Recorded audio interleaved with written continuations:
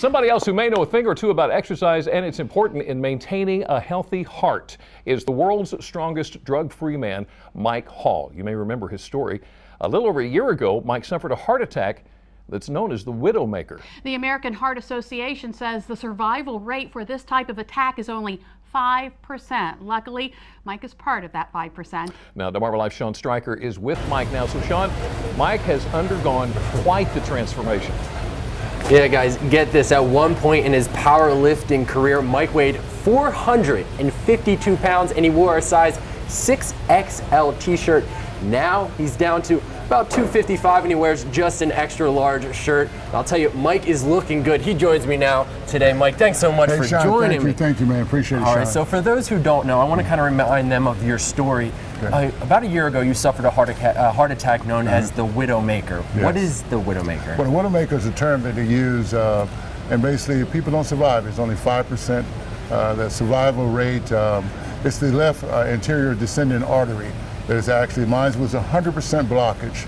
The window time for you being there is 8 minutes, so you are fortunate to make it through that. Yes, I am blessed. So that was in December of 2013. Right. Now, a little over a year later, tell me, how are you feeling? Feel great, Sean. Feel good. My results, my profile is good. My cardiac is great. My ejection fraction was 35 down to 30. Now, guess what? My heart is back up to normal. And the damage that was done was very minimum. Guess what? They can't even see a scar. Well, that's great news. Is great, now, brother. you were a healthy guy beforehand, Yes. and you accomplished a lot, and Yes. especially in powerlifting. I want to show the people at home some of your accomplishments. Now, you're the first man in history to do a total combined lift of 2,100, 2,200, and 2,300 pounds in a drug-tested competition. The first African-American to win a gold medal in the heavyweight world powerlifting championship. 10-time national and 5-time world powerlifting athlete.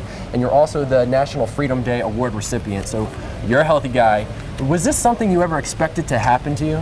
No, Sean, not really. I didn't look for this. I know most of the guys that I compete against are mostly deceased now. Heart attacks, aneurysms, something, because all the great lifting that we do, but I wasn't looking for that. I didn't really think it was a heart attack, but I thank God for the knowledge that I was able to recognize that something wasn't right.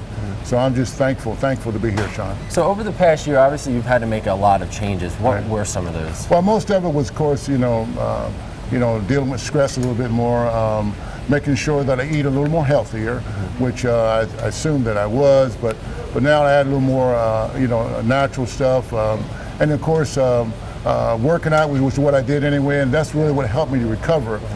Basically, I think more emotionally, just trying to get used to the event, because I died 3 times on the table, so just to be able to be thankful for that and be able to be humble and appreciate that I'm still here. So you have some tips to other people, for other people that may be trying to lose some weight. What are those? Well, one of the things is just make sure you take assessment.